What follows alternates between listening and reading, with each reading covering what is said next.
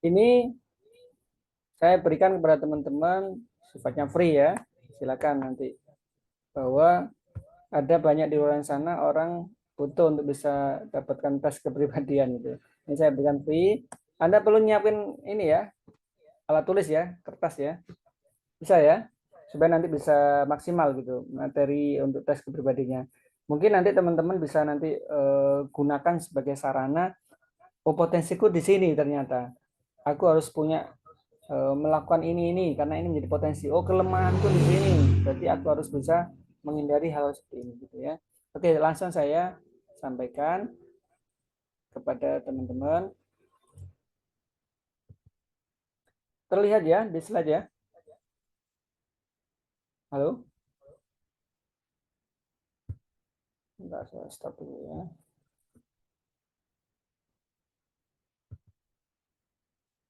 Oke. Terlihat. Oh ya, oke, terima kasih. Tes kepribadian gini teman-teman. Apa itu tes kepribadian? Bahwa Allah menciptakan manusia dalam bentuk sebaik-baiknya adil. Dapat khalaqnal insana fi ahsani taqwim. Kemudian bagi kita, bagi seorang muslim, manusia ini kita umat terbaik. Kalau kata seorang muslim, kita umat terbaik, berarti nanti seharusnya kita menjadi orang yang secara kemampuan ekonomi terbaik. Pendidikan anak, pendidikan terbaik. Atau yang lainnya. Karena kita disebutkan dalam Al-Imran ayat 110, kuntum khairu ummah. Bahwa kita adalah umat terbaik. Ada orang menyatakan percaya diri. Saya pede, Pak. Ya, pede itu kuno kalau kita menyebutnya. Karena mempercayai diri sendiri itu bisa menjadikan kita jauh dari pencipta kita. Gitu. Kita menyebutnya sebagai PA, percaya Allah. Bahwa orang yang terlalu sangat percaya diri tanpa memperhatikan bahwa ada kekuatan Allah yang menjadikan kita bisa semuanya, maka bisa salah kaprah gitu ya. Bahwa kita umat terbaik itu atas petunjuk dari Allah. Nah, umat terbaik apa syaratnya? Kuntum khairu umat, disebutkan ta'muruna bil ma'ruf wa tanhauna 'anil munkar, mengajak kepada kebaikan. Nah, komunitas kami ini juga dalam rangka itu. Tadi saya sebutkan di awal watawasau bil haq watawasau bis sabr. Hari ini juga dalam rangka amar ma'ruf nahi munkar. Kami ajak kepada hal yang ma'ruf, hal yang baik. Nahi munkar. Kenapa? Di luar sana banyak teman-teman. Coba silakan cek saja tawaran-tawaran bisnis yang akad-akadnya itu bermasalah secara syariat. Nah, kalau kita ikut berarti kan hasilnya juga ada syariat, terus cari apa kita keberkahan. Kalau hanya sekedar cari uang, banyak yang bisa dapatkan uang, tapi keberkahan sesuai dengan aturan syariat yang diajarkan Allah, dan tentunya tidak itu yang kita harapkan. Kemudian umat yang terbaik itu apa? Berislam sama kafah, bertakwa dan beriman, iman kepada yang gaib, mendirikan sholat dan berzakat, iman kepada kitab-kitab. Saya sampaikan singkat saja ya, supaya nanti bisa cukup waktu gitu ya. Nah, ini tesnya. Saya berharap teman-teman biar cepat, silakan di screenshot juga boleh, atau bisa, kalau saya bacakan cukup panjang ya waktunya ya, terbatas waktunya. Silakan di screenshot saja materi ini, tes kepribadian, dan nanti Anda jawab di tempatnya masing-masing ya, sebelum tidur ya. Kira-kira misalkan nomor 1, apa yang menjadi sesuai dengan kondisi teman-teman. Misalkan A melakukan sesuatu sampai selesai sebelum mulai melakukan hal yang lain. Oh, itu saya itu misalkan. Atau yang B selalu ceria dan punya selera humor yang baik. C bisa meyakinkan orang lain dengan logika dan fakta, bukan menggunakan pesona atau kekuasaan. D tampil dengan tenang dan berusaha menghindar dari keadaan yang kacau atau konflik. Nah, teman-teman yang merasa paling sesuai dengan kondisi teman-teman yang mana? Yang A, B, C, atau D? Teman pilih. Oh, nomor 1 C, nomor 2 A, nomor 3 D, nomor 4 A lagi gitu. Dan ini tidak ada salah benar teman-teman. Silakan pilih. Ada 20 pertanyaannya. Ini yang slide pertama. Kemudian yang kedua ini. Saya lanjutkan. Ya, Anda adalah pribadi yang unik ya. Ini yang 5 pertanyaan kedua. Anda bisa pilih, Anda screenshot. Sudah cukup ya? Saya lanjut ya. Oke, berikutnya yang ketiga, apa yang menjadi paling sesuai dengan kondisi teman-teman? 15, mudah merasa resah dan gelisah, menarik diri dan senang sendirian, senang menenggelamkan diri dalam pekerjaan, senang melihat mendapat penghargaan dan dipuji orang lain. Saya yang mana? Anda pilih sendiri ya. Yang 5 pertanyaan terakhir ada 16 sampai 20. Nah, nanti setelah itu teman-teman dari tes ini cocokkan dengan ini. Ini kuncinya, kunci jawabannya ya. Anda screenshot nanti sesuaikan dengan jawaban teman-teman. Ketika teman-teman nomor 1 jawabannya A, berarti tulis di yang sudah dijawab tadi, 1 tadi jawabannya A, sampingnya kasih huruf M. Kalau pilihannya C, berarti sampingnya ditulis huruf K. Begitu pula seterusnya. Nomor 10 saya memilih B, berarti nomor 10 tadi pilihannya B garis miring P gitu ya. Bisa dipahami ya teman-teman ya. Nah, setelahnya kalau udah dicocokkan semua 20 pertanyaan, Anda hitung di situ. Jawaban 1 A misalnya kodenya tadi, kalau 1 kan A itu M, berarti tulis jamnya kayak gini. Nah, ini ada kode jawabannya ya. Ada apa? Template untuk menghitung. Nomor 10 apa nomor sampai 20. Nah, nanti di situ ditulis nomor 1 sampai 10, K-nya ada berapa? S-nya berapa, P-nya berapa, M-nya berapa? Nomor 11 sampai 20, K-nya berapa, S-nya berapa, P-nya berapa, M-nya berapa. Nanti jumlah totalnya.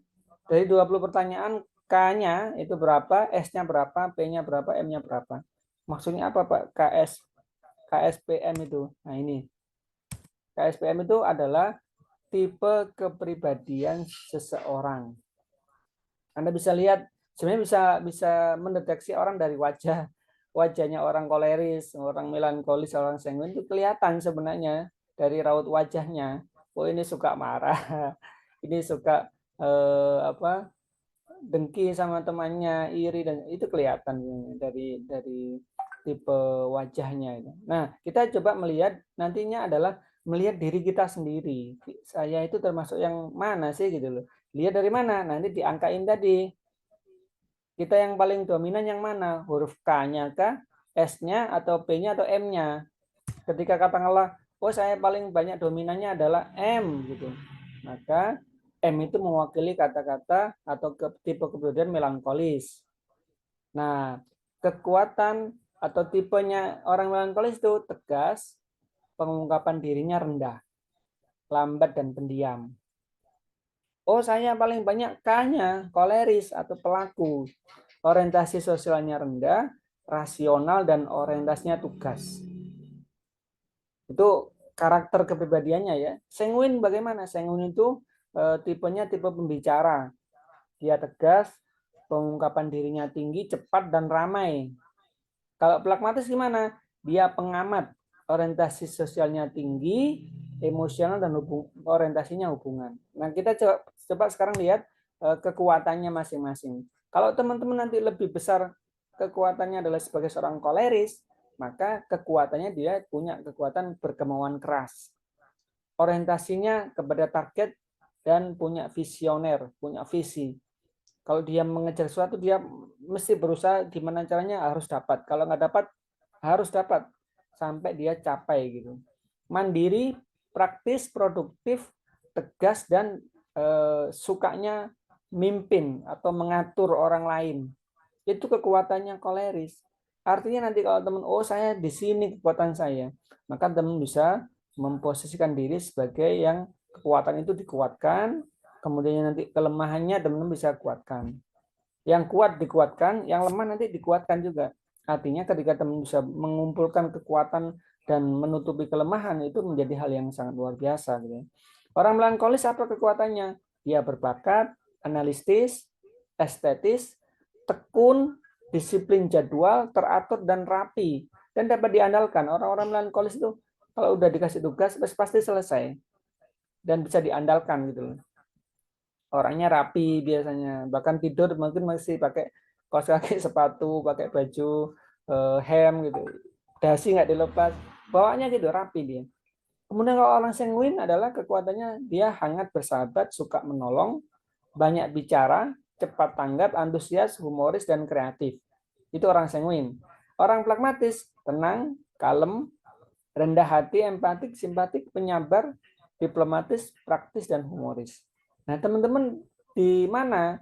Tinggal dilihat dominannya tadi di apa? Yang pencocokan tadi dominannya di mana?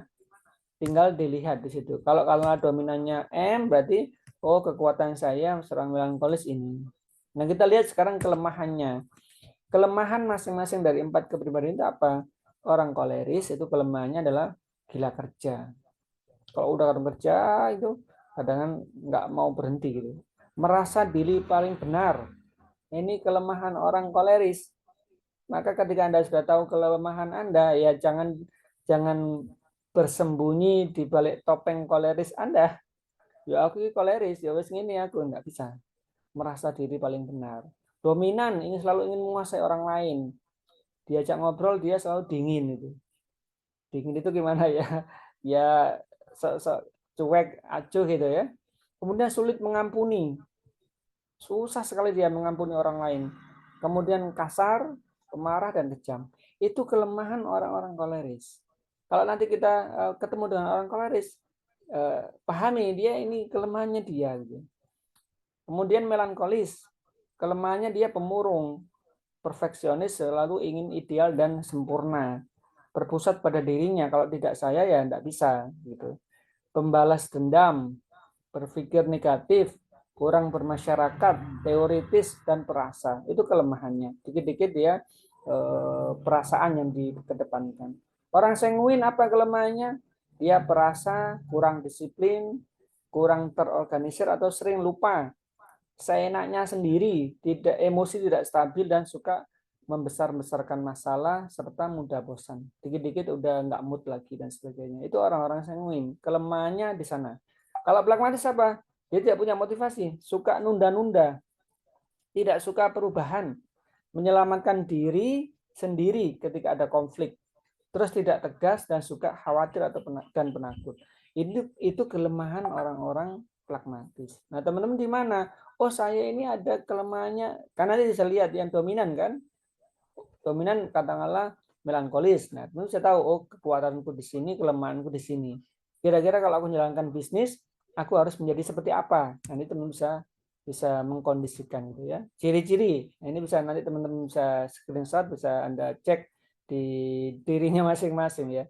Cara koleris dalam ngomong itu orangnya langsung cepat dan ringkas. Kalau sanguin ekspresif, mesti tangannya ikut gerak-gerak dan sebagainya. Kalau pragmatis, dia pelan, jelas terarah. Kalau melankolis, hati-hati, penuh pertanyaan logis itu. Kalau cara nyupir orang koleris biasanya gimana? Suka ngebut, kurang sabar. Kalau sanguin suka kalau mengemudi tidak menentu, tergantung moodnya. Kadang kanan, kadang kiri. Gitu. Kalau pragmatis paling lamban, jarang pindah jalur. Kalau melankolis, jarang ngebut, semua dipersiapkan, dia hitung perjalanannya. Nah, teman-teman bisa melihat ciri-ciri ini, teman-teman termasuk yang mana. Ketika teman berhasil mengenali diri teman-teman, tahu potensinya, tahu kekuatannya dan kelemahannya, maka teman-teman ketika nanti menjalankan sebuah bisnis, teman menjadi orang yang punya kualitas. Harapan kami punya komunitas yang sangat membantu saya secara pribadi untuk memiliki sebuah bisnis. Dan kami sudah kembangkan cabang bisnis kami ada di Tangerang, ada di Surabaya, ada di Blitar, ada di beberapa kota. Yang kami memulainya dengan kalau hitungan modal sangat kecil sekali. Bahkan kami cenderung bukan bermodal karena kami melakukan sebuah hal yang kami butuhkan, kami hanya sampaikan sebuah informasi dan kemudian beliau berkenan menjadi cabang kami di luar kota, itu menjadi hal yang sangat menarik. Dan yang paling kami banggakan adalah komunitas kami adalah komunitas yang sama-sama ingin memberikan sebuah kontribusi buat kehidupan yang lebih baik, khususnya untuk kejayaan dakwah Islam itu. Nah, kurang lebih seperti itu, teman-teman sekalian.